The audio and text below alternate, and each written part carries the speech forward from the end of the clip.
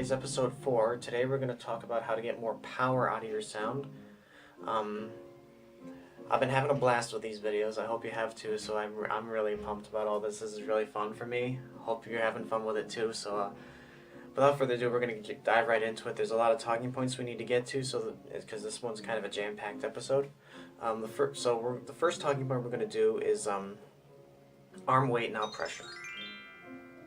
So what we mean by that is we want to find a way to use the weight of our arm, because our arms are heavier than we think. So we want to use that weight to our advantage, and we do not want to use pressure. The minute we use pressure, everything tenses up and it feels like we're in a box and we're trying to get out.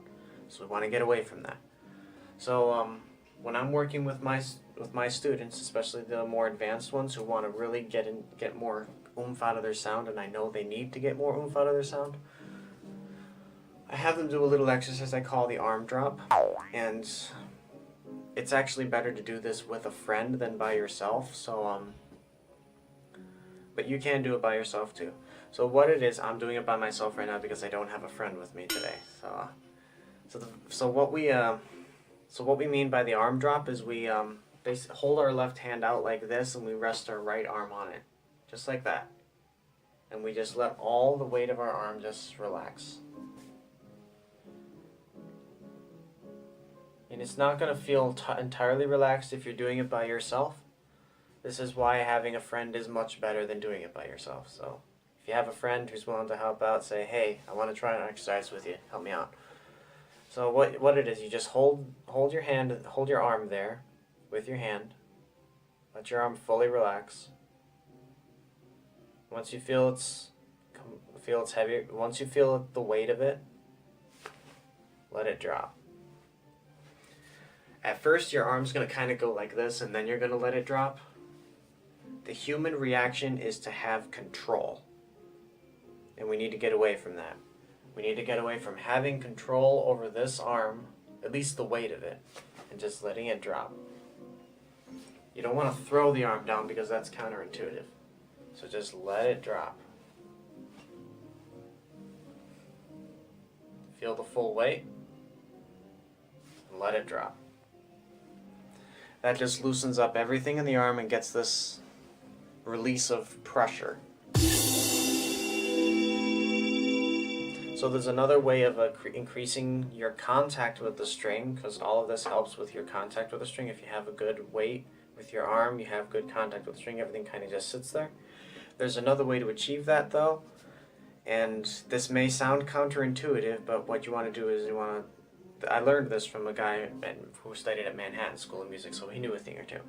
But what you want to do with this exercise is play upside down, and not actually upside down. What you want to do is just have your instrument up like this, and you just bend over.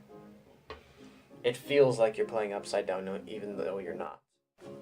What you want to do is just have your instrument up, bend forward, and start playing.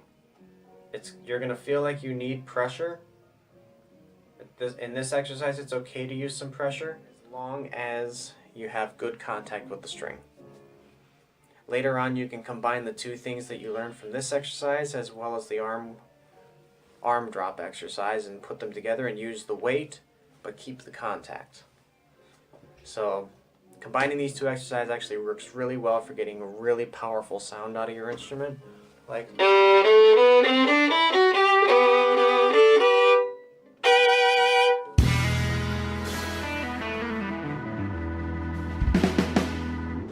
what this exercise is, we call this the different finger exercise. Different fingers off. So what this one is you just would play a etude or a passage or something with one of your fingers off. You can try different combinations as well. So if we were doing Kreutzer number 2, I have all my fingers on right now, but if I wanted to take one of them off, or an ode, or a different one, or two of them, or the other two, or if I wanted to take all three of them off. What this little exercise does is it increases the individual muscles in your hand, their sensitivity, increases their sensitivity, so that you can have more individual control over each finger. And then little techniques, well, not so little, but techniques like spiccato, staccato, marcato, martele, all those really cool jete, or even up bow down bow staccato, just suddenly open up for you. So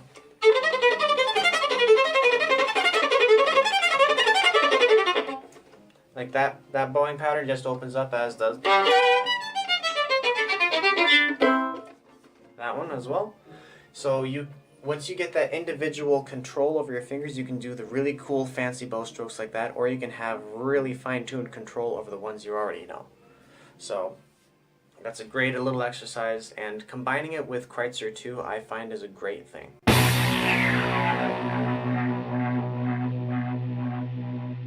Next part we're going to talk about, and this is kind of a subtopic, is bow distribution.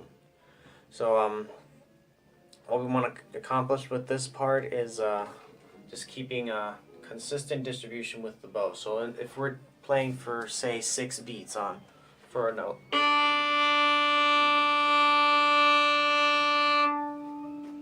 so that whole note, I broke the bow up into 6 parts.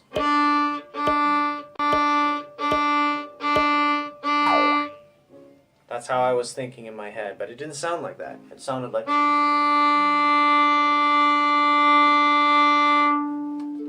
But I had 6 different sections for the bow.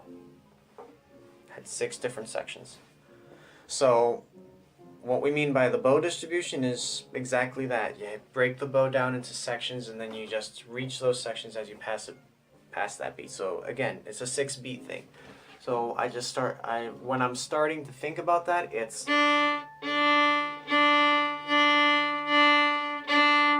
Then over time I smooth out the parts of it.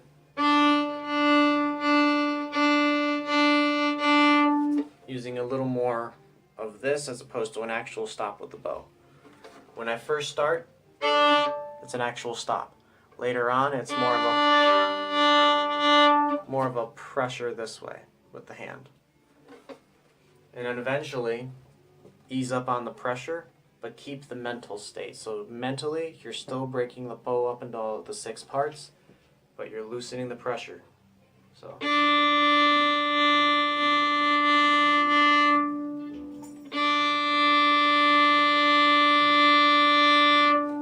Yeah. So it's all about like how you mentally break it up. But it starts with the physical. If you can give your mental image a physical reference, you can use that, keep it in your head, and eventually smooth out the physical. Alright, so that's the end of our video today. I hope you really enjoyed it. This one was kind of like the nitty-gritty of the bow hand, which is what we need sometimes. Feel free to leave a comment. Let me know if any of your bowing techniques that you do. Let me know what other teachers have taught you, and I'm always open to ideas and techniques. I'm always trying to learn myself. So yeah,